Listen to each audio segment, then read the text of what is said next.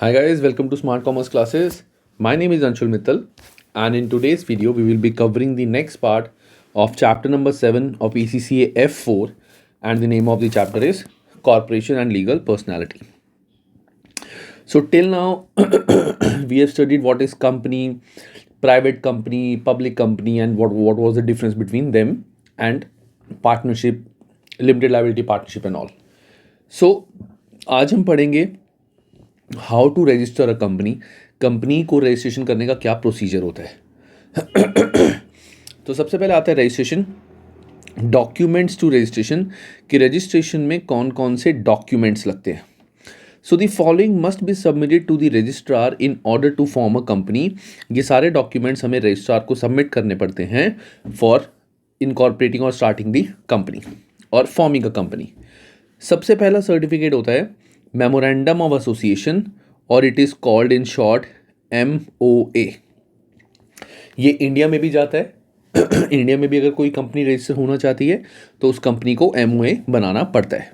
सो MOA basically क्या होता है, तुम्हें बहुत डिटेल में नहीं जाना कि MOA में ये सारी चीज़ें आती है, बहुत कुछ होता है, but you don't have to go into that detail. सिर्फ हम यहाँ से पढ़ेंगे, मैं तुम्हें एक छोटा सा क्रक्स बताता हूँ। MOA is a kind of prospectus. अब what is a prospectus? Prospectus is जब भी मार्केट में कोई नया प्रोडक्ट आता है तो उस प्रोडक्ट का एक ब्रोशर होता है, उस ब्रोशर में उस प्रोडक्ट के बारे में लिखा होता है। ऐसे ही मेमोरेंडम होता है, मेमोरेंडम में कंपनी के बारे में लिखा होता है कि कंपनी के क्या ऑब्जेक्ट्स हैं, कंपनी के कौन कौन मेंबर्स हैं, कितने कितने पैसे कंपनी ने लिए हैं, कंपनी क्या क्या काम करेगी, वो सारी चीज़ें मेमोरेंडम में लिखी होती हैं। So we have to study this, and सिर्फ एक आधी बारी पढ़ना है, समझ आ जाएगा, ज़्यादा लर्न करने की आस ज़रूरत नहीं है। So what is a memorandum of association or MOA? Memorandum of association is used to be a more important document under previous company legislation. It is signed by all the subscribers. अब subscribers कौन होते हैं? First shareholders. अब जब company बनती है, company बोलती है कि मैंने टोटल कंपनी में हमने पढ़ा था 10 करोड़ शेयर थे, 10 करोड़ शेयर थे और 10 रुपीज़ का एक शेयर था। बट नॉर्मली कंपनी की अगर 10 करोड़ शेयर की कंपनी इशू करेगी, कंपनी जब स्टार्ट होती है तो वो सारे के सारे शेयर एक बारी में इशू नहीं होते। तो हो सकता है कंपनी ने अभी सिर्फ 8 करोड़ शेयर इशू करे हों, 2 करोड़ अभी छोड़े हों, वो बाद में कभी इशू करेगी, अभी नहीं करेगी। तो सब्सक्राइबर्स होते हैं कंपनी के फर्स्ट शेयर होल्डर्स, जिन्होंने कंपनी बनते टाइम उसके शेयर्स लिए थे, and stating that they wish to form a company and agree to become member of the company. जो फर्स्ट टाइम जिन्होंने कंपनी के शेयर्स लिए थे जब कंपनी स्टार्ट हुई थी, those are called subscribers. In relation to a company limited by shares, the memorandum provides evidence of the members agreement to take at least 1 share each in the company. मतलब जो भी members होते हैं company के, वो एक शेयर तो minimum एक शेयर तो कंपनी का लेते ही लेते हैं। अब आगे चाहे वो जितने मर्जी ले लें, बट जो भी मेंबर्स हैं कंपनी के, वो एक शेयर तो लेते ही लेते हैं, उसका प्रूफ है। It is not possible to amend or update memorandum of company formed under Companies Act 2006. This is important part. Memorandum of association एक बार चला गया तो चला गया, इसको चेंज या अपडेट नहीं कर सकते, ठीक है। This is called memorandum of association. इसके बाद आता है application for registration. So application for registration, normally जैसे हम कभी जाते हैं, हम कभी कोई चीज़ रजिस्टर करनी होती है तो काफ़ी सारे डॉक्यूमेंटेशन, जैसे मान लो हमने लेट्स से कोई नया काम शुरू करना है, तो हमें लोग बोलेंगे ठीक है अपने सारे डॉक्यूमेंट्स तो, है ना। सेम चीज़ यहाँ पे है। So guys application for registration तो बीच में एक्चुअली वीडियो पॉज हो गई थी तो कुछ प्रॉब्लम हो गया था गाइज। तो आई वॉज टेलिंग यू कि जब हम किसी भी चीज़ की रजिस्ट्रेशन कराते हैं तो हमें कुछ डॉक्यूमेंटेशंस वगैरह देनी पड़ती हैं, तो वही चीज़ थोड़ी बहुत हम यहाँ पढ़ेंगे। So as per section 9 of companies act 2006, it sets out the information that must be delivered to the registrar when an application for registration is made. In all cases the application form must include. तो registrar basically क्या होता है? Registrar is a person जिसको government ने बिठाया हुआ है for registration of companies. तो जिस भी बंदे को कंपनी रजिस्टर करनी है वो रजिस्ट्रार के पास जाके कंपनी रजिस्टर कराते हैं। तो registrar can be a person, can be a website और कैन बी अ डिपार्टमेंट, ठीक है। सो कौन कौन से ऐसे चीज़ें होती हैं जो ज़रूरी हैं कंपनी की रजिस्ट्रेशन के लिए? पहला है propose name of the company. सबसे पहली बात तो कंपनी का नाम बताएंगे। Whether all the members have limited liability by shares और गारंटी, ये बताना पड़ेगा। Whether the company is to be private और पब्लिक, ऑफ कोर्स ये बताना पड़ेगा। Details of the registered office, कहाँ पे हमारा रजिस्टर्ड ऑफिस है, ये हमें बताना पड़ेगा। Documents to be send along with the application. अब एप्लीकेशन के साथ हमें क्या क्या चीज़ें देनी पड़ेंगी, ये एप्लीकेशन में तो हमें ये चीज़ें बता दी हमने कि ये चीज़ें हमें उनको बतानी पड़ेंगी। अब इसके साथ साथ डॉक्यूमेंट्स क्या क्या जाएंगे? तो पहला डॉक्यूमेंट होता है that is statement of capital and initial share holding. Statement of capital and initial shareholding, essentially in a snapshot of a company's share capital at the point of registration. This must state total number of shares to be taken by subscribers to the memorandum. जो memorandum के subscribers थे यानी first members of company थे, उन्होंने कितने कितने shares लिए, their aggregate nominal value, share की nominal value क्या है, class of shares and the right which attach to them. अब class of shares, there are two type of shares, equity and preference। ये तुम्हें ऑलरेडी F2 में तुमने पढ़ा होगा, यहाँ इतना डिटेल में करने की ज़रूरत नहीं। F3 में, सॉरी, F3 में तुमने पढ़ा होगा, यहाँ हमें इस चीज़ को ज़्यादा डिटेल में करने की ज़रूरत नहीं है। And rights which are attach to them, इसके साथ क्या क्या राइट्स आते हैं शेयर होल्डर को। The aggregate amount of unpaid on the total number of shares, मतलब जैसे एक शेयर है 10 रुपीज़ का, अभी हमने जो भी सब्सक्राइबर्स थे, थोड़े बहुत सब्सक्राइबर्स थे जिन्होंने अभी सारे पैसे नहीं दिए। मतलब अगर मेरे पास 10,000 शेयर्स थे, मैंने अभी 8 रुपीज़ ही दिए, दैट मीन्स मैंने 80,000 ही दिए, मैंने 2 रुपीज़ अभी नहीं दिए। तो जो भी अनपेड अमाउंट है वो भी बताना पड़ेगा। A contact address for each subscriber, हर सब्सक्राइबर का प्रॉपर एड्रेस जाता है statement of initial share holding में, ठीक है। और स्टेटमेंट ऑफ गारंटी, अगर it is limited by guarantee, not limited by shares, it is limited by guarantee, तो this states the maximum amount each member guarantees to contribute in winding up. Winding up मतलब अगर in case company बंद हो रही है और company के बहुत सारे डेट्स हैं, तो कितने मेंबर्स हैं जिन्होंने कितनी कितनी अपनी गारंटी बताई है कि अगर कुछ हुआ हम अपनी पॉकेट से इतने पैसे दे देंगे। अभी नहीं देंगे कंपनी को, अगर बंद होते हुए कुछ लायबिलिटी हुई तो हम ये पैसे दे देंगे। That will be disclosed in statement of guarantee. Then आता है statement of consent to act, statement of compliance. ये क्या होता है? The company confirms that the director और the secretary has given consent to act. मतलब कंपनी ये भी बताती है कि हमने एक डायरेक्टर अपॉइंट किया है। अब डायरेक्टर कौन होता है, मैंने बताया था, share holder are the person who are owner of the company. वो सारे मिलके कुछ बंदे अपॉइंट करते हैं which are called director who runs the company. Director company चलाते हैं, शेयर होल्डर कंपनी नहीं चलाते, डायरेक्टर्स कंपनी चलाते हैं। तो जब भी कोई कंपनी रजिस्टर होती है उसमें डायरेक्टर्स की भी इंफॉर्मेशन जाती है कि कंपनी बताती है कि ये हमारे डायरेक्टर्स हैं और ये सेक्रेटरी है। हमने एक चीज़ पढ़ी थी कि secretary is very important, is mandatory in case of public company, और प्राइवेट के लिए मैंडेटरी नहीं है। तो अगर हम पब्लिक की बात करें तो सेक्रेटरी की इंफॉर्मेशन देनी पड़ेगी। ये है इसके लिए statement of compliance. This provides confirmation that companies act 2006 has been complied with, it may be made in paper और इन इलेक्ट्रॉनिक फॉर्म। मतलब जो भी कंपनीज एक्ट 2016 में जितनी भी रिक्वायरमेंट थी, सब कुछ देने के बाद हमें एक ये कंप्लायंस देंगे कि जो भी चीज़ें हमें बोली गई थी हमने वो सारी चीज़ें प्रोवाइड कर दी हैं। That is statement of compliance. और लास्टली हम लास्ट में एक रजिस्ट्रेशन फीस पे कर देंगे कंपनी को रजिस्टर कराने के लिए। Yes, there is a fees for registration of company and that is approximately 20 pounds. 20 pounds की एक फीस होती है जो हमें देनी पड़ेगी for registration. Note, as the model articles will apply, if no articles are supplied, it is not a requirement that article must be sent along with all compliance। को छोड़ दो अभी, not required, ठीक है। सो ये होते हैं डॉक्यूमेंट्स और information which is given to the registrar. Next आता है रजिस्ट्रार ड्यूटीज। अब रजिस्ट्रार की क्या ड्यूटीज़ होती हैं, गवर्नमेंट ने जो पर्सन ऑथोराइज किया था टू रजिस्टर अ कंपनी, उस पर्सन की क्या क्या ड्यूटीज़ हैं। तो सबसे पहला, on receipt of the above documents registrar must inspect the documents and ensure that companies act requirements are fulfilled, ये डॉक्यूमेंट सारे बिल्कुल सही हैं। Issue a certificate of incorporation which is a conclusive evidence that Companies Act requirement have been fulfilled.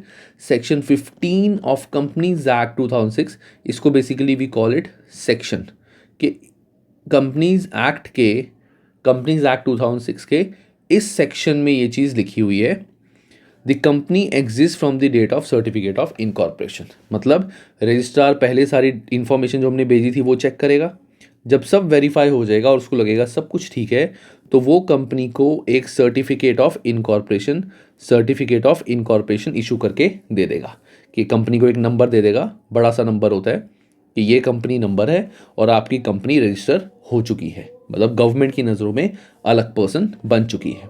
और अगर ये certificate incorporation इसने दे दिया, that is a conclusive evidence कि सारी रिक्वायरमेंट्स फुलफिल होती, नहीं हुई तो ही विल बी लायबल कि भाई तूने फिर चेकिंग ही क्या करी, ऐसी कंपनी बना दी, देख तो ले कि ठीक डॉक्यूमेंट्स हैं कि नहीं है। अब ये तो था सर्टिफिकेट ऑफ इनकॉर्पोरेशन। इनकॉर्पोरेशन का मतलब होता है कि इस दिन कंपनी बनी है। एक चीज़ हमने पढ़ी थी, पब्लिक लिमिटेड और प्राइवेट लिमिटेड कंपनीज में जो डिफरेंस था कि पब्लिक कंपनीज के अंदर उनको सर्टिफिकेट ऑफ ट्रेडिंग लेना ज़रूरी है, लेकिन प्राइवेट लिमिटेड कंपनीज को सर्टिफिकेट ऑफ ट्रेडिंग लेना ज़रूरी नहीं है। तो इन दिस केस अगर हमें इनकॉर्पोरेशन हमने ले लिया, and in case of public companies only हमें ट्रेडिंग सर्टिफिकेट भी लेना पड़ेगा। A public company can not commence trading until registrar has issued a trading certificate. इस कंपनी को ट्रेडिंग सर्टिफिकेट लेना पड़ेगा, क्योंकि ट्रेडिंग सर्टिफिकेट लेने के बाद ही ये कंपनी काम कर सकती है, उससे पहले नहीं कर सकती। In order to obtain a trading certificate the application must be made to the registrar which state. अब इनकॉर्पोरेशन के डॉक्यूमेंट्स हमने ऊपर पढ़ लिए, वो सारे ये भेज चुके हैं। अब ट्रेडिंग सर्टिफिकेट के लिए क्या क्या डॉक्यूमेंट्स चाहिए, तो in order to obtain a trading certificate the application must be made to the registrar which states the nominal value of allotted share capital is more than equal to 50,000 pounds। हमने एक चीज़ पढ़ी थी कि public companies के अंदर अगर किसी भी कंपनी को पब्लिक कंपनी बनना है तो मिनिमम शेयर की जो वैल्यू होनी चाहिए that will be 50,000 pound and above. तो एक तो ये कंफर्मेशन देगा that at least a quarter of nominal value and all the premium have been paid up, that means at least this % of nominal capital, कि नॉमिनल वैल्यू शेयर्स की इतनी है कि मतलब जो पैसे हमें आने हैं, लेकिन 25% पैसे हमें एटलीस्ट आ चुके हैं। क्वार्टर मतलब 25% अमाउंट मिनिमम हमें रिसीव हो चुका है एट द टाइम जब हम सर्टिफिकेट अप्लाई कर रहे हैं। हो सकता है बाकी पैसे बाद में मंगा लें, ऐसा नहीं है एक ही बारी में पैसे मंगाने होते हैं, शेयर्स के पैसे हम बाद में भी मंगा सकते हैं। इंडियन स्टूडेंट्स को पता होगा, या आई डोंट नो पाकिस्तान में या दुबई में और किसी और कंट्रीज़ के अंदर क्या शेयर्स पढ़ाते हैं, अभी तक उन्होंने पढ़ा है कि नहीं पढ़ा, बट शेयर्स के जो भी पैसे होते हैं वो हम इंस्टॉलमेंट्स में मंगाते हैं, जैसे application, allotment, first call, second call. तो जितने पैसे आ चुके हैं 25% मिनिमम इतने इसके आ जाने चाहिए। मतलब अगर नॉमिनल वैल्यू 80,000 पाउंड्स है तो 80,000 पाउंड का 25% यानी 20,000 पाउंड्स हमें एटलीस्ट आ जाने चाहिए। नॉमिनल वैल्यू का 25% है, ये नहीं है कि वैल्यू इतनी है, जो भी नॉमिनल वैल्यू शेयर की होगी उसका 25% हमें आना चाहिए। The amount of preliminary expenses and who has paid और इज टू पे देम, मतलब कंपनी को, so this point was the amount of preliminary expenses and who has paid और इज़ टू पे देम, मतलब company start होने से पहले company बनने के क्या क्या खर्चे हुए थे और किसने पे करे थे। हमने पढ़ा था ना, प्रोमोटर्स होते हैं, promoters are the person who pay amount to start the business and all the amount is paid before the starting of the company. तो वो भी बताना पड़ेगा कि प्रीलिमिनरी एक्सपेंसेस कितने थे और किस किसने पे करे थे, और अगर कुछ पेंडिंग है तो किसने पे करने हैं। Any benefits given or to be given to promoters, अगर प्रोमोटर्स को कोई भी बेनिफिट देना है तो आप ये चीज़ ट्रेडिंग सर्टिफिकेट में बताओगे। If it trades before the certificate is issued, हमने पढ़ा था सर्टिफिकेट इशू होने से पहले अगर इसने कुछ भी ट्रेडिंग कर ली that means that is not possible, तो सारे कॉन्ट्रैक्ट्स कैंसिल हो जाते हैं. So the company and any officer in default are liable for a fine. Company और ऑफिसर इन डिफॉल्ट मतलब जिसने भी कॉन्ट्रैक्ट करा है उसको चेक करना चाहिए कि कंपनी का ट्रेडिंग सर्टिफिकेट है या नहीं. जो भी पर्सन इन्वॉल्व थे they are liable to a fine.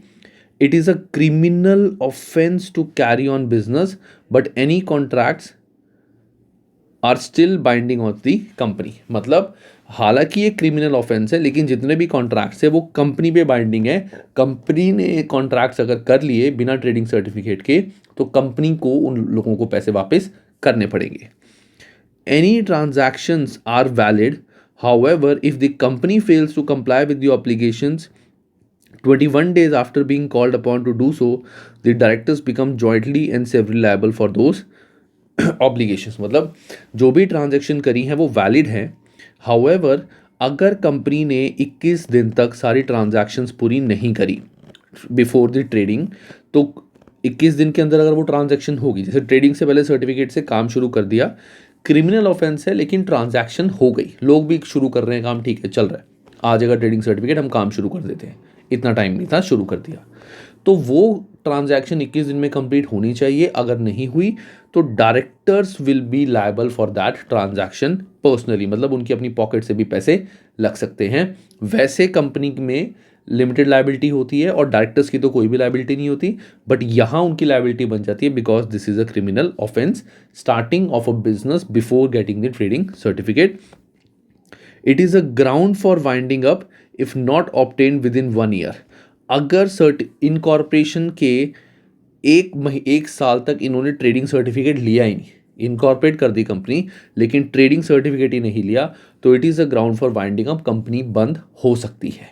Wound up मतलब वाइंडिंग मतलब कंपनी बंद होना, तो इस बेस पे कंपनी बंद हो सकती है. दिस इज कॉल्ड या this is the things which happens when you don't get a trading certificate. Then other test your understanding 6. तो test your understanding 6. Bob and Mike decided to form a company. On 1st March 2006, they sent necessary documents to the register. On 10th May, they received the certificate of incorporation dated 1st May 2016. Subsequently, they discovered that company was registered on 1st June 2016.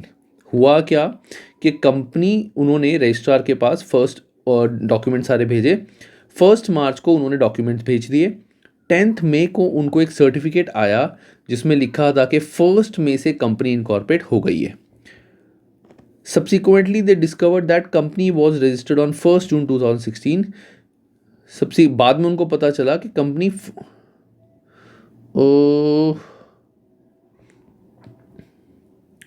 subsequently they discovered that the company was registered on 1st June 2016. What was the date of incorporation?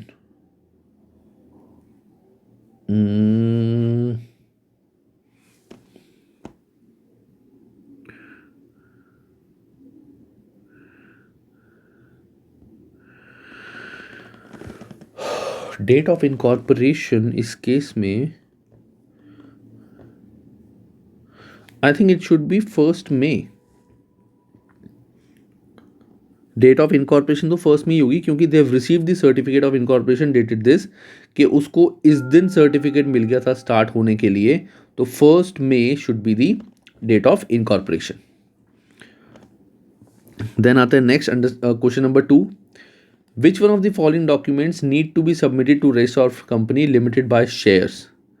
Limited by shares को कौन से document भेजने पड़ेंगे? Limited by shares को need not to be submitted, not to be submitted, तो memorandum तो जाएगा. Article of association के बारे में हमने पढ़ा नहीं कुछ अभी. Statement of consent to act भी जाता है. स्टैच्यूटरी डिक्लेरेशन ऑफ कंप्लायंस ये भी जाता है. दैट मीन्स हमने बी के बारे में नहीं पढ़ा तो बी नहीं जाता. अब इससे एक चीज़ हमें क्या पता चली है कि there is also a certificate AOA that is called article of association. ये हमने आगे पढ़ना है, अभी इसमें है आगे. तो this document is not to be submitted if a company is limited by shares. और ये बेसिकली प्राइवेट लिमिटेड कंपनी का होता है कि private limited company which is limited by shares, उस कंपनी को आर्टिकल्स ऑफ एसोसिएशन बनाने की भेजने की ज़रूरत नहीं होती। तो हमने इसके बारे में अभी तक कुछ पढ़ा नहीं था, ये 3 तो हमने देखे थे जाते ही जाते हैं, तो दैट मीन्स ये सर्टिफिकेट नहीं जाता और एक्चुअली भी ये सर्टिफिकेट नहीं जाता, तो बी इज़ योर आंसर। 7 ये हमें करना नहीं है, ये तो उसमें है एक्सप्लेनेशन और उसमें ये we don't need to write it. Then आता है पॉइंट हमारा name of the company. Name of the company जल्दी जल्दी करेंगे गाइस, छोटा मतलब चैप्टर थोड़ा बड़ा है बट इतना एज सच ट्रिकी या टेक्निकल नहीं है, बहुत सिंपल है। तो the name of the company must comply with the following rules. पहला, इट मस्ट हैव लिमिटेड और PLC at the end as applicable. अगर पब्लिक लिमिटेड कंपनी है तो पीएलसी, प्राइवेट लिमिटेड है तो LTD. It can not be same as others in the index of name. Index of name मतलब जब company register होती है तो उनका एक इंडेक्स बन जाता है, रजिस्टर बन जाता है। अगर किसी कंपनी का सेम नाम ऑलरेडी है तो वो नाम इस कंपनी को नहीं मिलेगा। It can not use certain word which are illegal और ऑफेंसिव। गलत वर्ड्स नहीं यूज़ कर सकते कंपनी बनाने में, जैसे ड्रग्स एंड कंपनी। हालांकि ड्रग्स मेडिसिन के साथ यूज़ होता है, बट अगर मैं नाम रखूँ कोकेन एंड कंपनी, वो नहीं चलेगा। It must have the Secretary of State's consent to use words example England, Chartered, Royal, National, University, Insurance, etc. or any name suggesting a connection with the government or any local authority. अगर कोई भी company इनमें से कोई भी नाम ऐसे रखना चाहती है, उस नाम के आगे इंग्लैंड लगाना है, चार्टर्ड लगाना है, नेशनल लगाना है, इंश्योरेंस या कुछ भी ऐसा लगाना है, तो उनको सेक्रेटरी ऑफ स्टेट की कंसेंट लेनी पड़ेगी इन रिटर्न वर्ड्स। उनको लेटर भेजना पड़ेगा कि हमें कंपनी स्टार्ट कर रहे हैं, तो हम कंपनी का नाम ये रखना चाहते हैं, प्लीज़ हमें ऑथोराइज़ कर दो।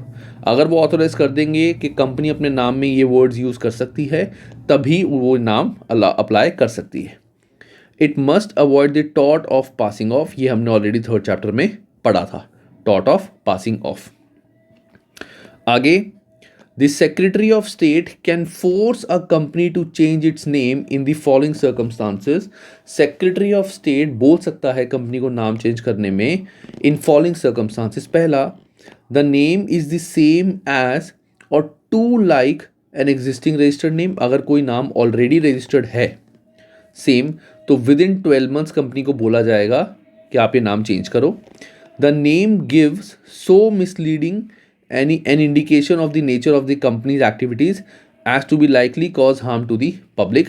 No time limit। जैसे कंपनी ने नाम रखा फार्मास्यूटिकल्स और वो बेच रही है कुछ और चीज़, जैसे साइकिल्स बेच रही है, तो तुम फार्मास्यूटिकल बोल के साइकिल तो बेच नहीं सकते। या फिर अगर तुमने बोला फार्मास्यूटिकल और तुम कुछ उल्टे चीज़ें बेच रहे हो, ड्रग्स वगैरह बेच रहे हो, तो मतलब तुम अपने नाम का गलत यूज़ कर रहे हो और जो नाम तुमने रखा है वो एक्चुअली मिसलीडिंग है, वो नाम उसके काम से अलग है, तो वो भी नाम चेंज कर सकते हैं, बट उसके लिए कोई टाइम लिमिट नहीं है। अगर सेम नेम है तो 12 महीने तक वो नाम चेंज की आप बोल सकते हो तुम्हें नाम चेंज करने के लिए। और अगर तुम्हारे काम गलत चल रहा है, काम कुछ और चल रहा है, नाम कुछ और है, तो कोई टाइम लिमिट नहीं है, कभी भी तुम्हें बोला जा सकता है। मिसलीडिंग इन्फॉर्मेशन और undertakings that were given when applying name that required approval. Name लेते टाइम जो भी तुमने डॉक्यूमेंट्स दिए थे, अप्रूवल दिए थे, जैसे तुमने सेक्रेटरी को ये इन्फॉर्मेशन दी थी कि हमें ये चीज़ चाहिए, ये नाम चाहिए, इसके लिए तुमने डॉक्यूमेंट्स दे दिए और वो डॉक्यूमेंट्स गलत डॉक्यूमेंट्स थे, उसमें तुमने कुछ फेक डॉक्यूमेंट्स बनाए थे। अगर कुछ भी फेक डॉक्यूमेंट्स निकले तो in that case secretary of state has 5 years from the name approval, जिस दिन तुम्हें नाम मिला था, within 5 years of that date तुम्हें बोला जा सकता है नाम चेंज करने के लिए। तो अगर तो नाम सेम है या फिर काफ़ी किसी और कंपनी से काफ़ी हद तक सेम है तो 12 months। गलत काम चल रहा है तो कोई टाइम लिमिट नहीं है। और अगर तुम्हारा जो नाम है, जो तुमने अंडरटेकिंग दी थी, उसमें कुछ चीज़ें मिसलीडिंग थी, गलत थी, तो with in 5 years। Section 77 of Companies Act 2006 allows a company to change its name by special resolution। एक रेजोल्यूशन पास करके कंपनी भी अपना नाम चेंज कर सकती है। अब स्पेशल रेजोल्यूशन क्या होता है वो तुम्हें अभी डिटेल में नहीं पढ़ना, इट्स नॉट रिक्वायर्ड। इतना डिटेल में मैं जाऊँगा कोई फ़ायदा नहीं है, जब आएगा तब देख लेंगे।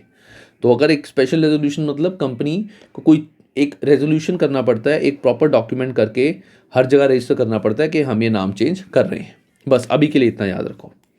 As discussed at the end of the chapter number 3, if a company feels that other company has a name which is too similar to its own, it may object the company's name adjudicator.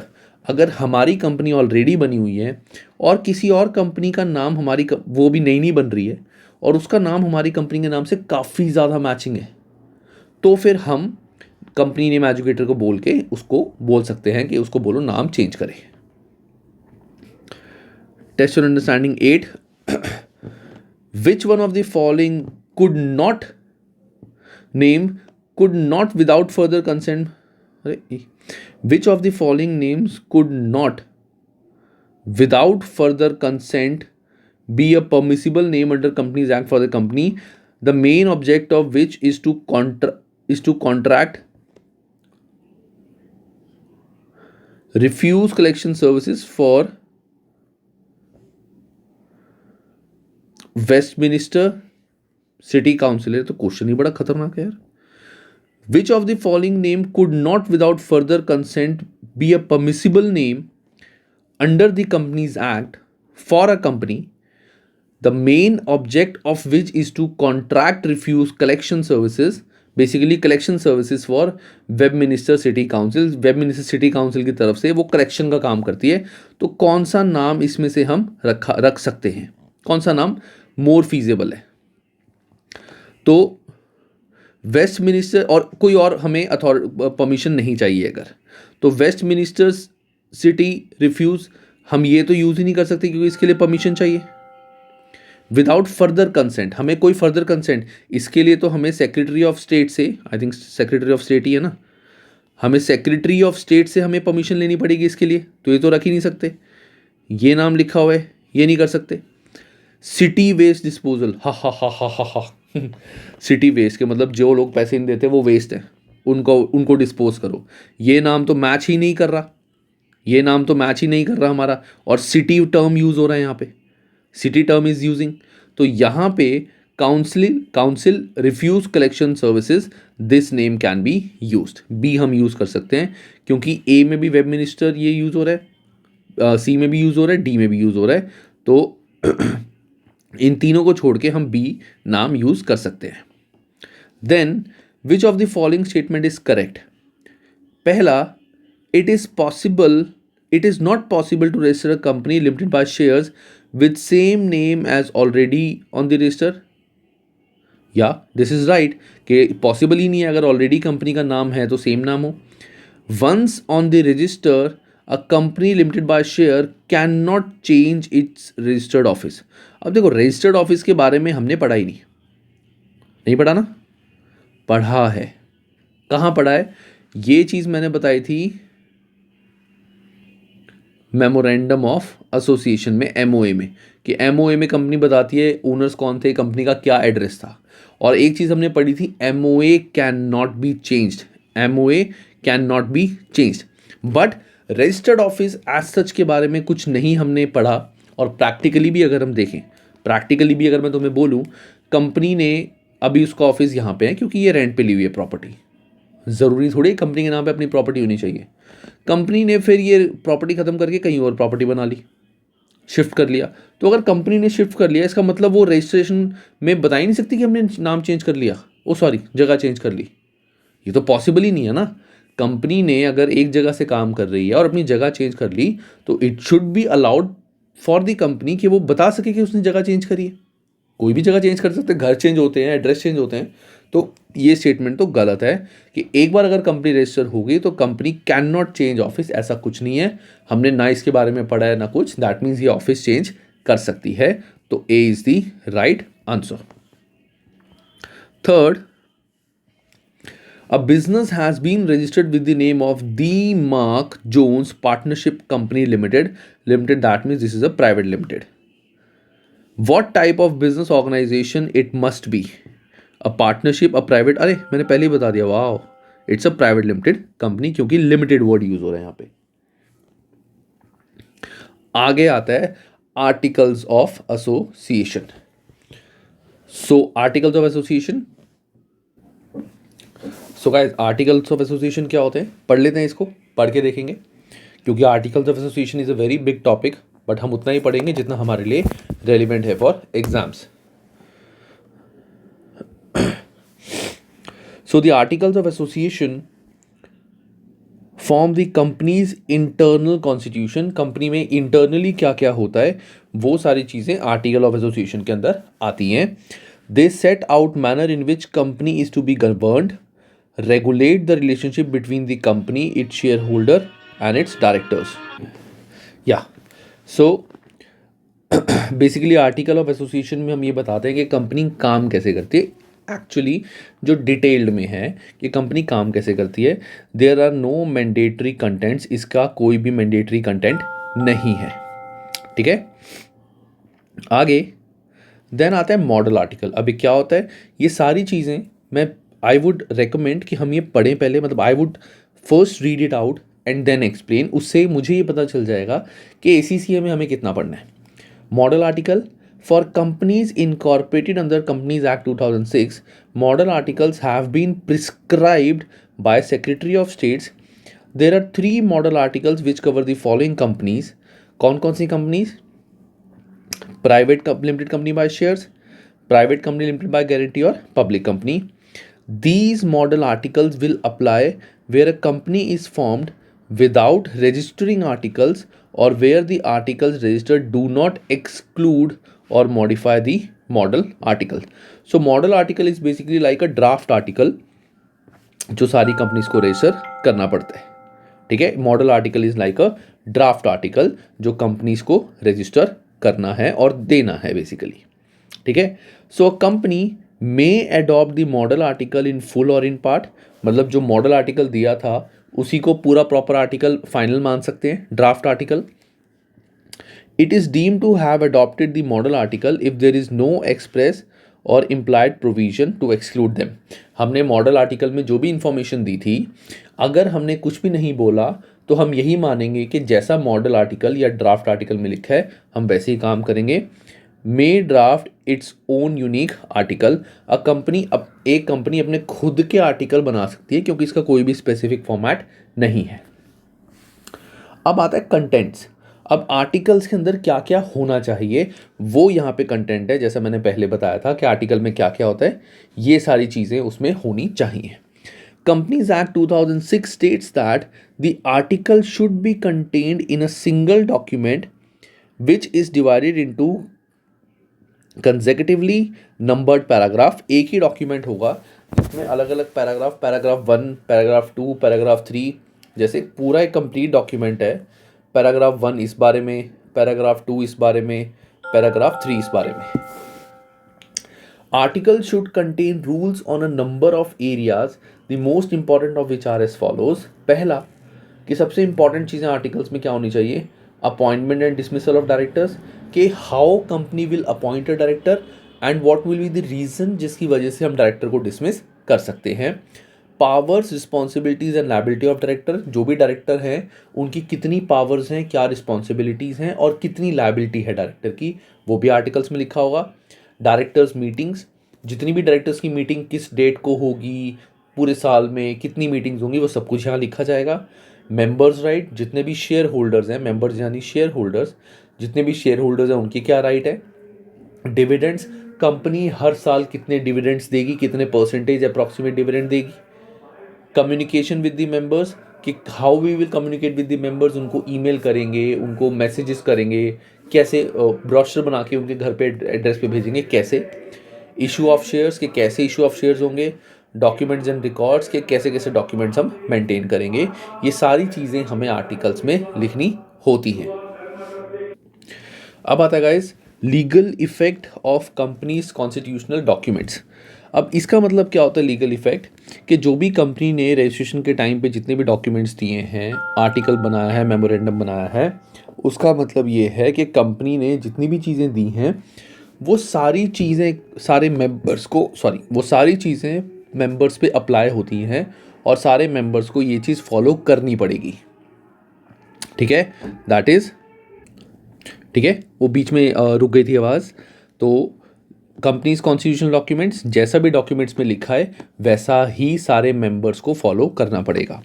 तो as per section 33 of companies act 2006 states that the provision of a companies constitution bind the company and its members to the same extent as if there were convenience to the part of the company and of each member to observe those provisions. This means that article forms a statutory contract between the company and its members and between the members himself even if they do not sign them. मतलब articles और article एक company और members के बीच में एक contract होता है जिसमें ये सारी चीज़ों के बारे में लिखा होता है कि कंपनी ये सारी चीज़ें करेंगी और मेंबर्स को ये सब करना पड़ेगा, डायरेक्टर्स को ये सब करना पड़ेगा. The articles are enforceable by company against the members. अगर इन केस मेंबर्स कोई चीज़ नहीं करते, शेयर होल्डर्स, डायरेक्टर्स, तो कंपनी उन पे केस कर सकती है. Company's article include a clause to the effect that all the disputes between the company and its member were to be referred in arbitration. Arbitration मतलब प्राइवेट में जाके आपस में सेटलमेंट कर ली. कुछ भी लड़ाई होगी हम प्राइवेट में एक थर्ड पर्सन जो आर्बिट्रेटर होता है उसके पास जाएंगे और वहाँ पे सेटल कर देंगे. ठीक है. A member bought court proceeding against the company. एक बंदे ने कोर्ट प्रोसीडिंग कर दी. आर्टिकल्स में लिखा था कि कोर्ट प्रोसीडिंग नहीं होगी, हम आर्बिट्रेशन में जाएंगे. तो the proceedings were stopped. The company could enforce the arbitration clause against a member. Court proceeding नहीं हो सकती. The articles are enforceable by members against the company. Articles are enforceable by members against the company as well. Article provided for 1 vote per 10 share. जिस बंदे के पास 10 share हैं company के, उसकी एक वोट काउंट होगी.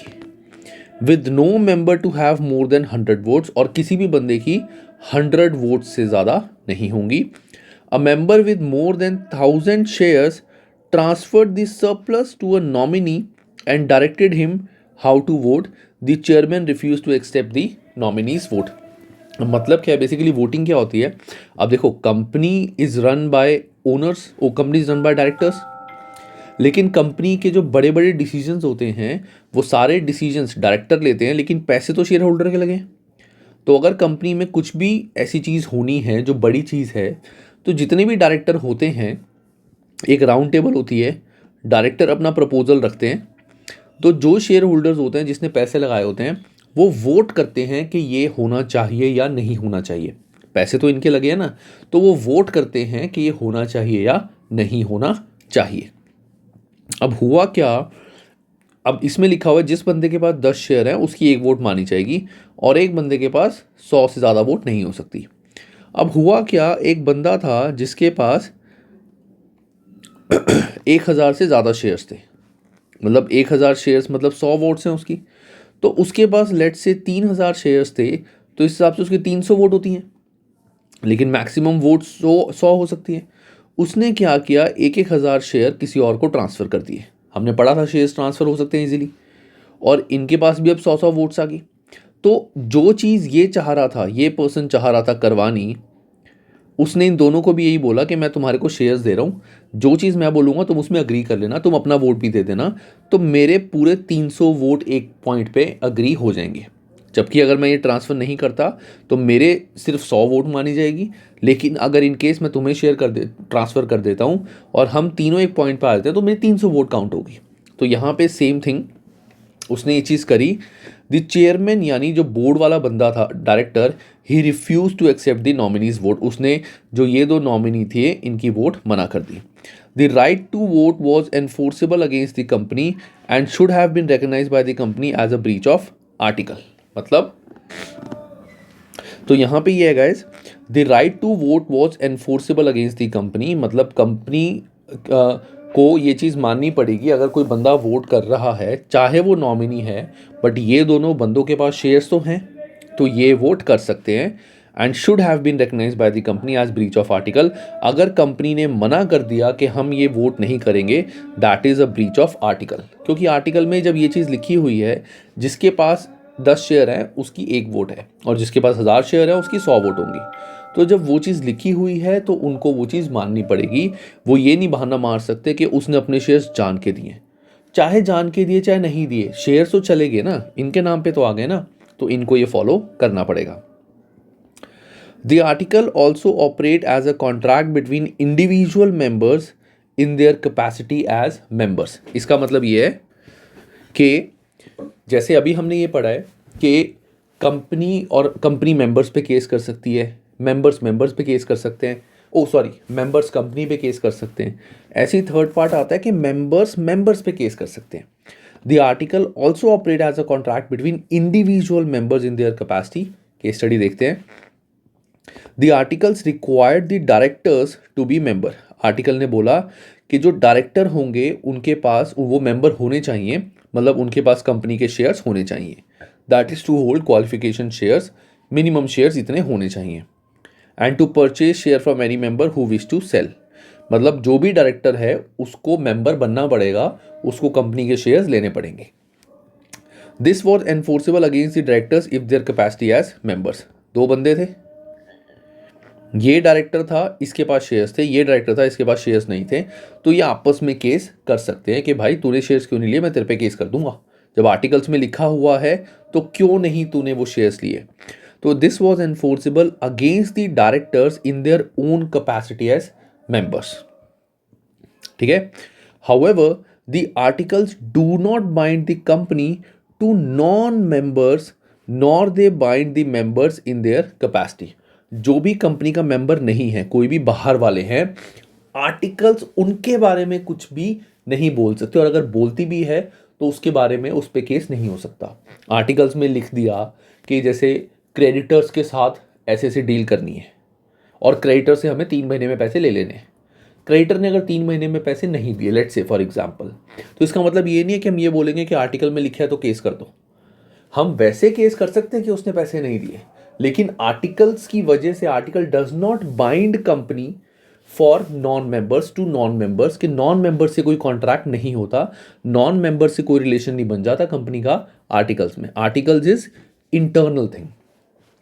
Case the articles provide that Ellie should be solicitor to the company for life. Solicitor मतलब like advocate, कि कंपनी का सारा एडवोकेट वाला काम वो देखेगी। नहीं, solicitor is like a professional service. हम इंटरनली कर सकते हैं, हम ये नहीं बोल सकते कि ये बंदा हमेशा एडवोकेट रहेगा। This was not a right given to him as a member, and he could not rely on the article as the contract of professional service. The right to be a director of a company has also held to be a outsider right.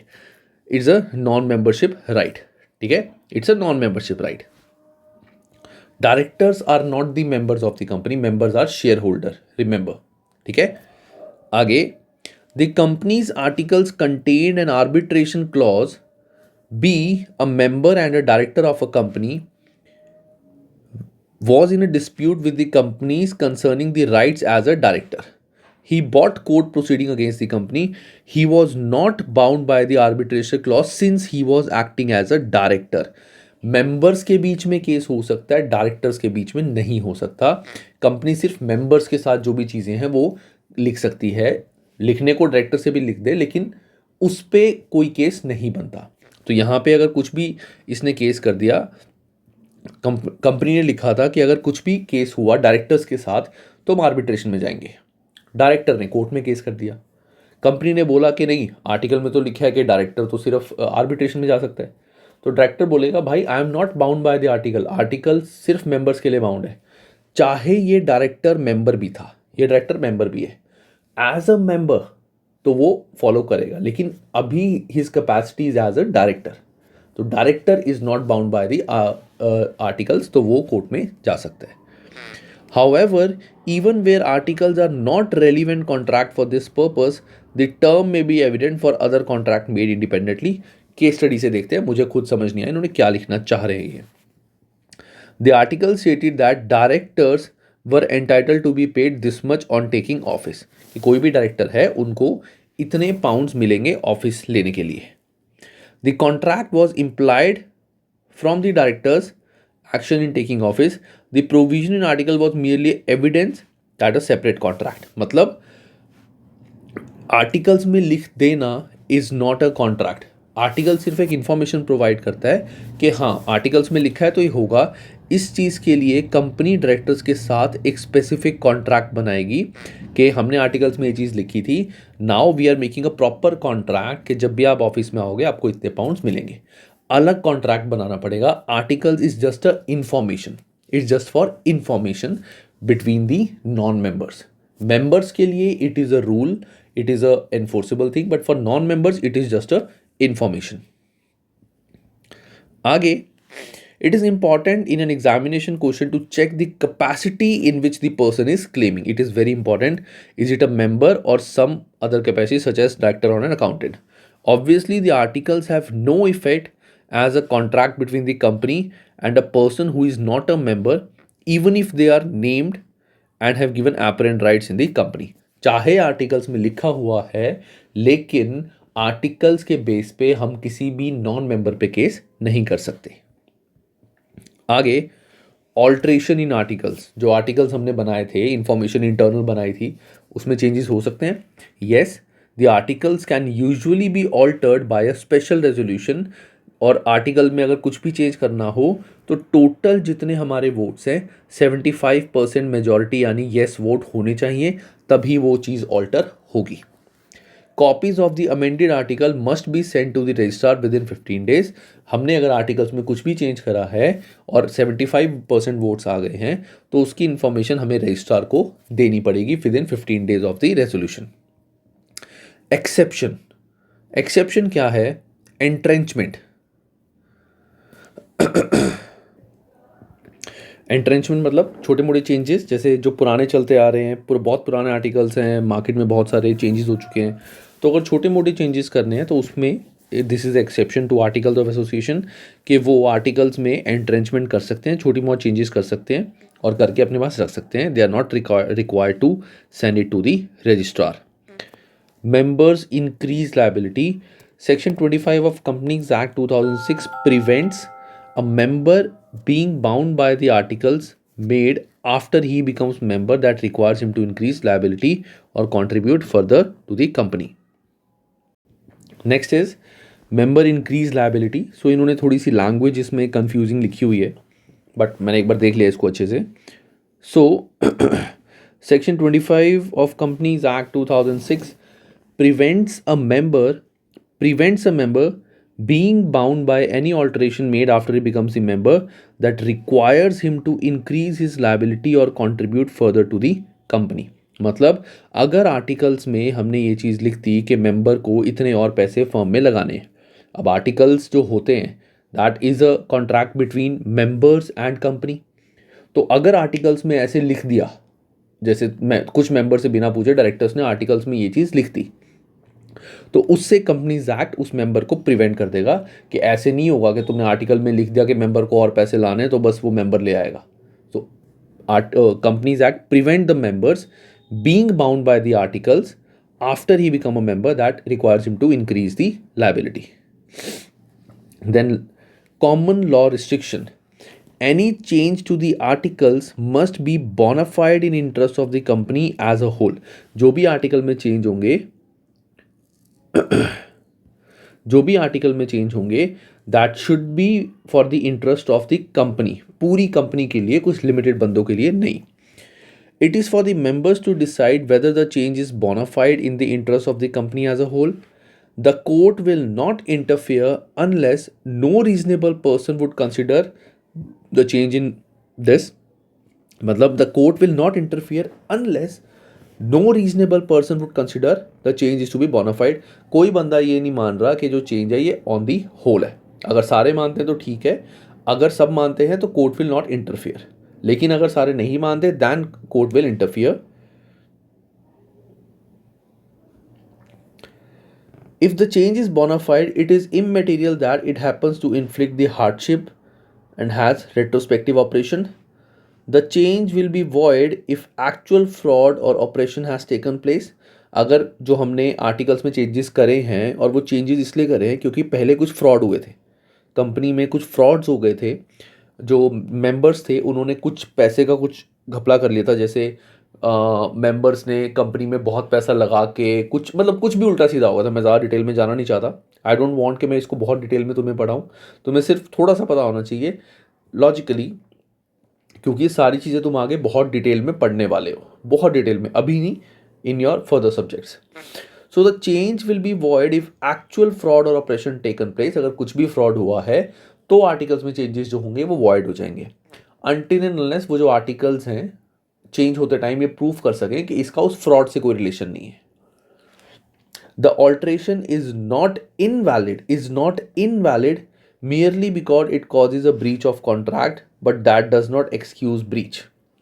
इसका मतलब क्या है कि articles जो हैं वो invalid नहीं होंगे कि कोई कॉन्ट्रैक्ट जो कंपनी और मेंबर्स के बीच में जो कॉन्ट्रैक्ट हुआ था, अगर कोई कॉन्ट्रैक्ट ब्रीच हो गया, इसका मतलब ये नहीं है कि आर्टिकल्स क्या कहते हैं ये वो चेंज नहीं हो सकते. Articles can be change but that does not excuse breach. Article तो चेंज हो जाएंगे, आर्टिकल में हम चेंजेस कर देंगे, लेकिन वो ब्रीच को एक्सक्यूज नहीं मिलेगा. वो ब्रीच के अगेंस्ट कंपनी केस कर सकती है. आर्टिकल चेंज हो जाएंगे, लेकिन अगर मेंबर ने या कंपनी ने वो चीज़ फॉलो नहीं करी जैसा आर्टिकल्स में लिखा हुआ है, तो उसके अगेंस्ट केस कर सकते हैं हम. ठीक है, अब एक केस देखते हैं, छोटा सा case study. The issue was removal from the articles of the members right of first refusal of any shares which a member might wish to transfer. The majority wish to make change in order to admit an outsider to membership in the interest of the company.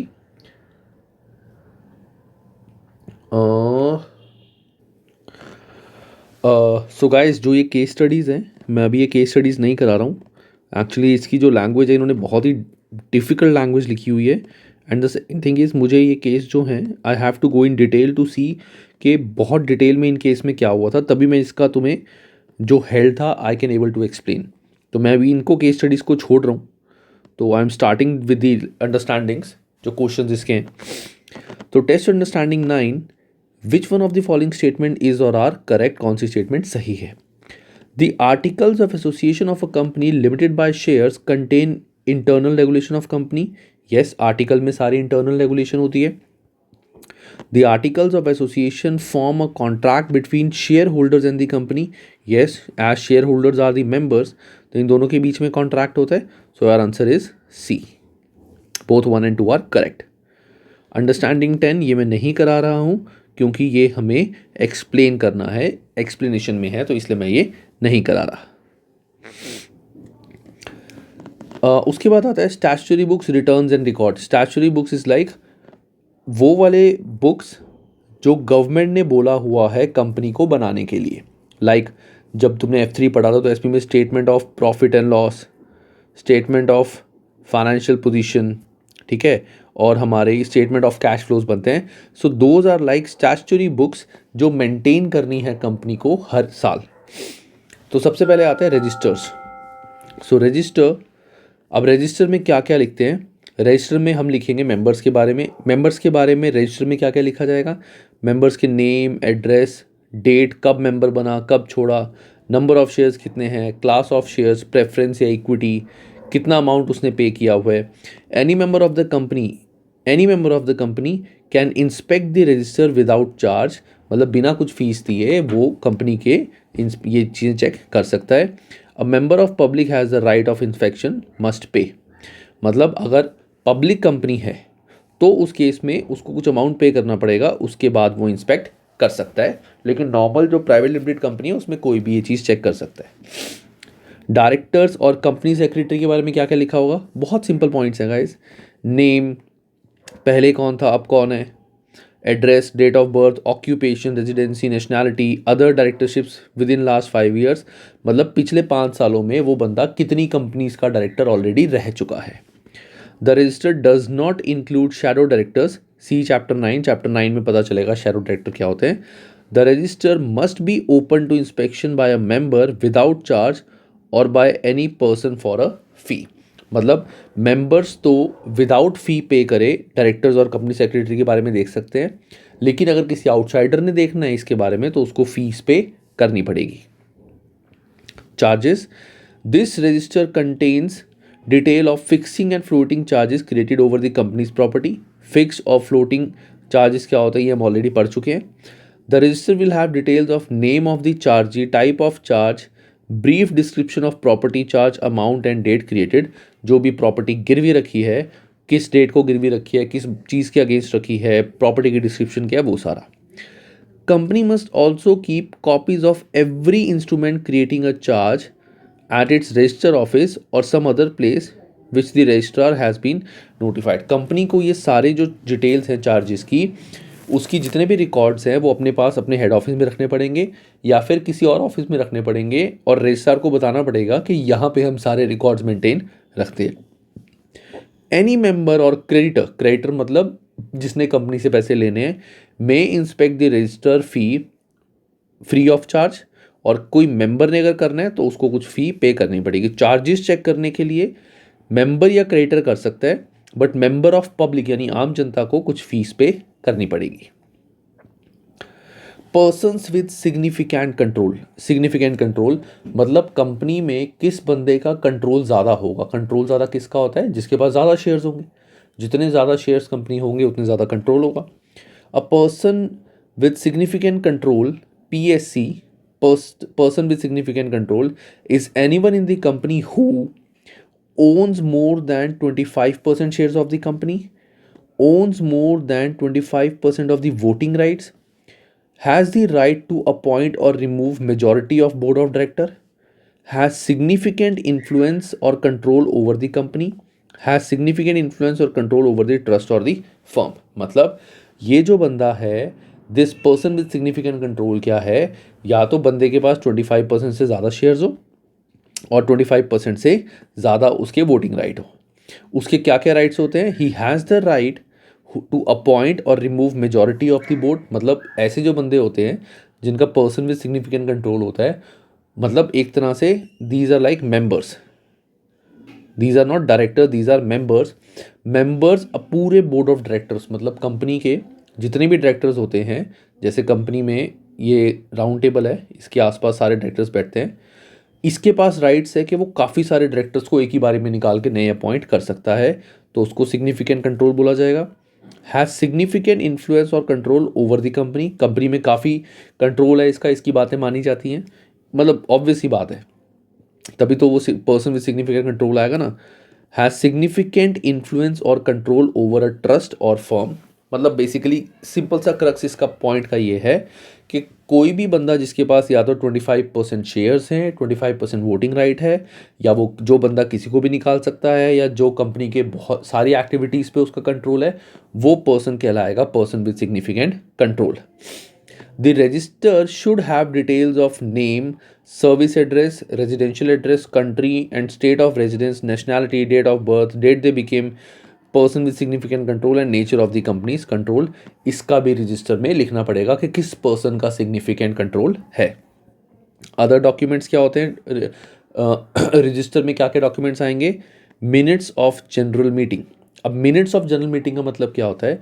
जब भी company कोई भी group discussion करती है, ये सारे members बैठ के जब भी कुछ ग्रुप डिस्कशन करते हैं, आफ्टर द डिस्कशन, इस डिस्कशन में जो भी पॉइंट्स डिस्कस हुए हैं उनके एक रिकॉर्ड बनाया जाएगा कि ये डिस्कस हुआ था, ये ऐसे होगा, ये डिस्कस हुआ था, ये डिस्कस हुआ था, ये डिस्कस हुआ था, ये डिस्कस हुआ था, ये सब कुछ के कंपनी की इस डेट को एक मीटिंग हुई थी जिसमें ये बंदे प्रेजेंट थे, ऐसे ऐसे था, और कंपनी में ये सारी बातें डिस्कस की गई थी और ऐसा ऐसा डिसीजन हुए थे। क्योंकि जब सारे मिलके कुछ चीज़ों पे एग्री करेंगे तो डिसीजन लिए जाएंगे। कंपनी ये इस चीज़ को बोलते हैं मिनट्स। तो जो भी कोई मीटिंग होती है उस हर मीटिंग के मिनट्स बनते हैं और वो मिनट्स सारे शेयर होल्डर्स में डिस्ट्रीब्यूट होते हैं, शेयर होल्डर्स में, मेंबर्स में, सब में डिस्ट्रीब्यूट होते हैं कि उनको पता होना चाहिए कि कंपनी में चल क्या रहा है। तो these are called minutes of general meeting. हर मीटिंग के मिनट्स हमें रजिस्टर में रखने हैं। इस डेट को मीटिंग हुई थी, उसके ये मिनट्स हैं, इस डेट को मीटिंग हुई थी, उसके ये मिनट्स, हर एक के। Resolutions and meetings, records must be kept for minimum period of 10 years. Minimum 10 साल तक ये सारे रिकॉर्ड्स रखे होने चाहिए।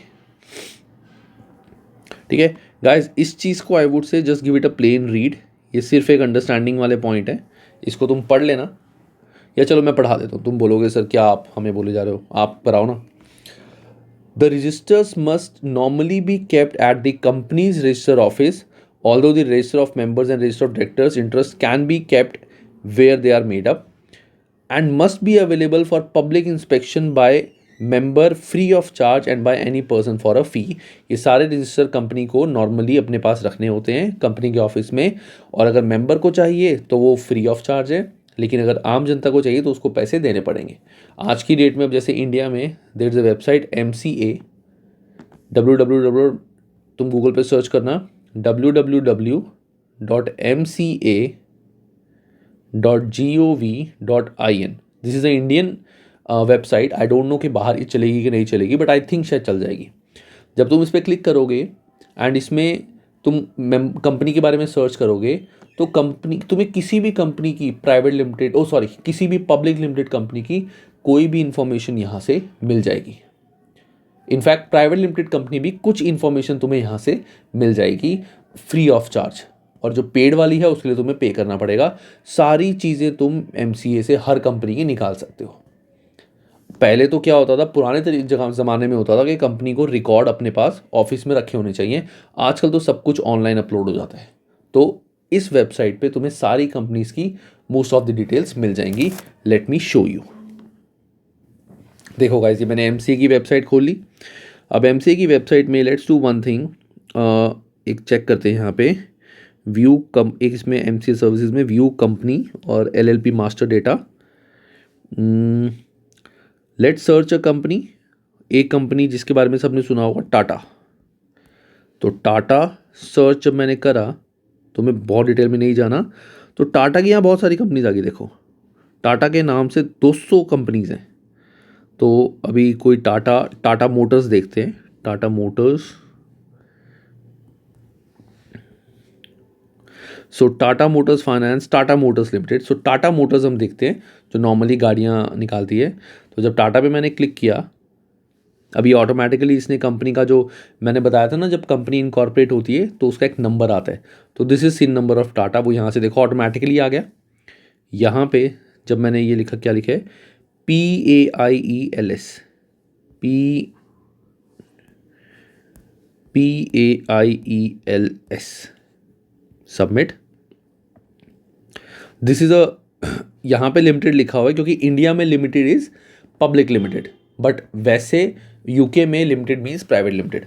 अब देखो, जैसे ही मैंने कंपनी को देखा तो कंपनी की जो जनरल इन्फॉर्मेशन सबके लिए है कि कंपनी का ऑफिस क्या है, कंपनी की पेड अप कैपिटल वगैरह कितनी है, कितने नंबर ऑफ मेंबर्स हैं, ठीक है।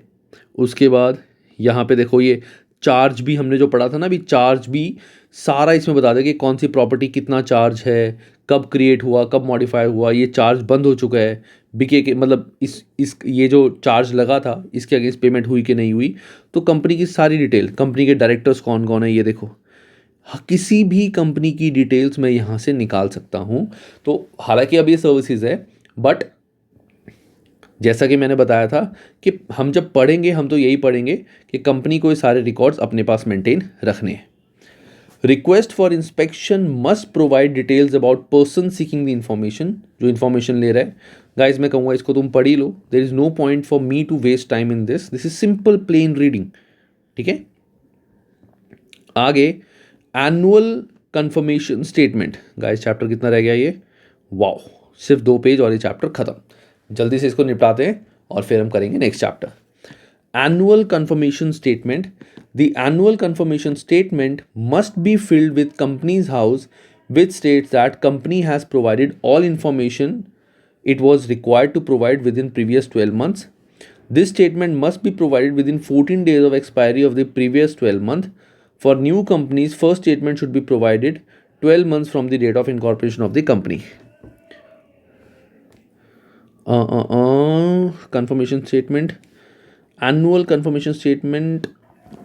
तो बेसिकली का एनुअल कंफर्मेशन स्टेटमेंट क्या है, ये हर कंपनी को एक इन्फॉर्मेशन देनी होती है कि इस साल जो भी रिक्वायरमेंट थी कंपनी के लिए कि उसको ये चीज़ें रजिस्ट्रार को देनी है, जो भी चीज़ें कंपनी ने रजिस्ट्रार को हर साल देनी होती हैं, जैसे annual reports, minutes of meeting, articles में कुछ चेंज करा है तो वो रजिस्ट्रार से फाइल कराना है। जो भी रिक्वायरमेंट्स थी पिछले 12 महीनों में वो कंपनी ने फुलफिल कर ली हैं, उसके लिए कंपनी को एक एनुअल कंफर्मेशन स्टेटमेंट भेजनी पड़ती है। This statement must be provided with in 14 days of expiry of the previous 12 month period. जो भी 12 महीने का पीरियड कंपनी का चलता है, जैसे 1 Jan to 31 December, जो भी पीरियड होता है जब कंपनीज अपनी बुक्स क्लोज करती हैं, तो कंपनी को उस टाइम पे उसके विद इन 14 डेज बताना पड़ता है कि हमने जो भी रिक्वायरमेंट पूरे साल की, पिछले 12 साल की थी, 12 महीने की सॉरी, वो पूरी इन्फॉर्मेशन हम दे चुके हैं। फॉर न्यू कंपनी, अगर कोई नई कंपनी बनी है, the first statement should be provided 12 months from the date of incorporation.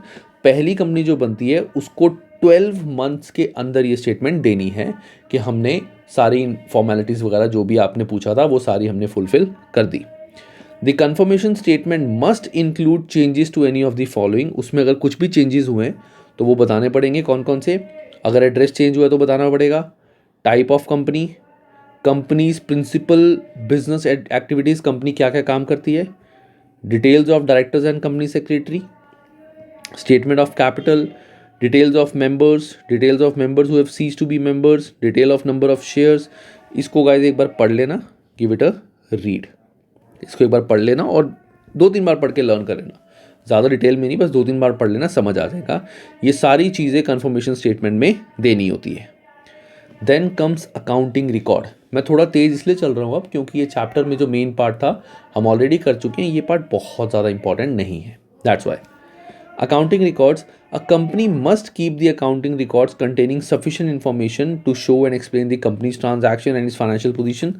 मतलब हर कंपनी को अपने इतने रिकॉर्ड्स मेंटेन रखने हैं कि अगर कोई भी चीज़ प्रूफ करनी पड़े तो वो प्रूफ कर सके, इतनी चीज़ें मेंटेन रखनी है। At any time it should be possible to disclose with reasonable accuracy the company financial position at intervals of not more than 6 months। इसका मतलब ये है गाइज कि कंपनी को अगर मतलब कंपनी को इतने रिकॉर्ड्स मेंटेन रखने चाहिए कि अगर कोई कंपनी से रिकॉर्ड्स मांगे तो वो 6 महीने के अंदर वो सारे रिकॉर्ड्स बना के पूरा प्रॉपर जिस टाइम का भी करे वो विद इन 6 months उस चीज़ को दे सके। अगर गवर्नमेंट ने मांगे या रजिस्ट्रार ने मांगे या किसी ने भी मांगे, विद इन 6 months वो चीज़ दे सके। For the directors to ensure that any accounts that need to be prepared comply with Companies Act 2006 and International Accounting Standards। के डायरेक्टर को इंश्योर करना होता है कि जो भी रिकॉर्ड्स या अकाउंट्स वो बना रही है वो कंपनीज एक्ट के रूल्स के अकॉर्डिंग ही बना रही है और international accounting standards which is called IAS ये फॉलो कर रही है। जैसे हमने F3 में भी पढ़ा था, F1 में भी पढ़ा था, international accounting standards, IFR framework and all, तो वो चीज़ के सारे वो रूल्स फॉलो कर रही है। Not very important guys, just a plain read. In particular the record must show, फिर जो रिकॉर्ड्स होते हैं उसमें क्या क्या होना चाहिए, daily entries of all money received and spend, record of asset liability, statement of stock at the end of financial year, कि जो एंड में कंपनी के पास स्टॉक पड़ा हुआ है उसकी प्रॉपर स्टेटमेंट होनी चाहिए जिसमें स्टॉक डिटेल कब था, कितने का स्टॉक था, वो सब कुछ आना चाहिए। Statement of stock taking to back up the above, stock taking जो मैंने बताया था सेम वही चीज़। Statement of all goods sold and purchase showing the goods and the buyers and sellers except the retail trade, मतलब अगर रिटेल ट्रेड नहीं है जहाँ पे हम कैश सेल करते हैं, रिटेल ट्रेड मतलब कैश सेल। कैश सेल में इट्स नॉट रिक्वायर्ड कि किसको सेल करा उसका नाम होना चाहिए, लेकिन अगर क्रेडिट सेल करिए तो उस बायर या सेलर का नाम होना चाहिए। Accounting records must be kept for 3 years in case of a private company and 6 years in case of a public one। They should be kept at the company's register office and on some other place which is fit good by the directors। Failure to keep sufficient accounting record is an offense by officers in default। जिसने नहीं काम करा वो he will be considered in default। Simple है guys, मुझे ये भी नहीं पता कि मैं क्यों पढ़ा रहा हूँ ये। In most of the cases I have seen कि ये टॉपिक्स छोड़ देते हैं, बच्चों को बोलते हैं तुम घर पे पढ़ो, इट्स वेरी इजी, बट चलो घर पे तो सब कुछ पढ़ सकते हैं, मैं किस लिए हूँ फिर यहाँ पे, ठीक है। सो दिस वॉज, ये जो मैंने सर्कल करा है दिस इज़ इंपॉर्टेंट कि जो अकाउंटिंग रिकॉर्ड्स होते हैं प्राइवेट कंपनी के लिए हैं 3 साल और पब्लिक के लिए हैं 6 years। Last, annual financial statement. Annual financial statement basically statement of profit and loss, statement of financial position and statement of cash flow। Companies are required to produce annual financial statement for each accounting reference period। जो भी accounting period होता है उनका, उसके लिए, ये तो मैं F3 करा हुआ है, सबको पता होगा ये बात। This includes a balance sheet that is statement of financial position, statement of comprehensive income or profit and loss, showing a true and fair view, मतलब जो भी इसमें लिखा हुआ है सब सही होना चाहिए। Directors report stating the amount of any dividend और लाइकली फ्यूचर डेवलपमेंट। डायरेक्टर की एक रिपोर्ट जाती है जिसमें डायरेक्टर बताते हैं कि हमने कितना डिविडेंड डिक्लेयर करा है और अगर हम कुछ आगे करना चाहते हैं कि पैसा इन्वेस्ट करना चाहते हैं वो इन्फॉर्मेशन इसमें होनी चाहिए। Annual financial statements must be approved and signed on behalf of the board of directors and copy should be filed with the registrar. जैसे तुम अगर गूगल पे सर्च करोगे annual report of a company, annual report किसी भी company की, Apple की, Google की, फॉर एनी कंपनी तुम्हें एनुअल रिपोर्ट ऑनलाइन मिल जाएगी, गूगल पे सर्च कर लेना। तो वो एनुअल रिपोर्ट तुम देखना, वो इट्स लाइक अ बुकलेट, बहुत मोटी बुकलेट होती है। उसमें ये भी होगा, डायरेक्टर रिपोर्ट को वो बहुत बड़ा बताता है, कंपनी का एक पूरा ब्रोशर सा बनाता है कि कंपनी क्या है, डायरेक्टर्स ने क्या डिस्कस किया है, आगे क्या प्लान्स है हमारे, क्या क्या चीज़ें हैं, वो सब आता है एनुअल फाइनेंशियल स्टेटमेंट में। और इसी के साथ तुम्हारे चैप्टर फाइनली ख़त्म होता है। ठीक है गाइस, तो बस पढ़ो एंड नेक्स्ट वीडियो में जल्दी से बनाता हूँ। Take care and have a good time.